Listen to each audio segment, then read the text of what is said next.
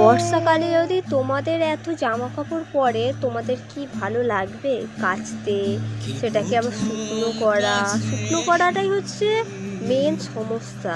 শুকনো তো হতেই চায় না। আমাদেরও বর্ষাকালে এত এত জামা কাপড় পরে, বেশিরভাগ তো ছেলেরই, বাট তোমরা এখানে দেখতে পাবে বেশিরভাগ আমারই, সেটা কোনো ব্যাপার নয়।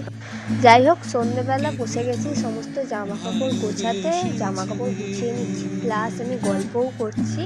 আমার ছোট্ট দেওর এসেছে, সব থেকেই ছোট, আমার 3টে দেওর, তার থেকে সব থেকে ছোটো দেওরটা এসেছে, তার সাথেই বসে বসে গল্প করছি। এখন গল্প করতে করতে কাজ করতে না সত্যিই খুব ভালো লাগে। শুধু গল্পই করছি না, আমার পাশে সিরিয়ালও দেখছি মাঝে মাঝে। মানে মেয়েদের তো একটা জিনিসই সিরিয়াল তো দেখবেই। যাই হোক, এই দেখো এখন ওর কাকাকে ঘুম পাড়াচ্ছে, আর সেটা দেখে আমার এত হাসি লাগছে। আর ও তো জানেই না আমি ওর দিকে ভিডিও করছি। যেই জানতে পেরেছে ভিডিও করছি, ও ভেবেছে না বৌদি না করো না, ছাড়বে না প্লিজ বৌদি, যে না ওরকম করলে তো হয় না। তো আমার তো সমস্ত জামা কাপড় গোছানো কমপ্লিট হয়ে গেছে, তোমরা খুব তাড়াতাড়ি দেখতে পেরেছো, কিন্তু আমার 10 মিনিট টাইম লেগেছে জামা কাপড়গুলো গোছাতে।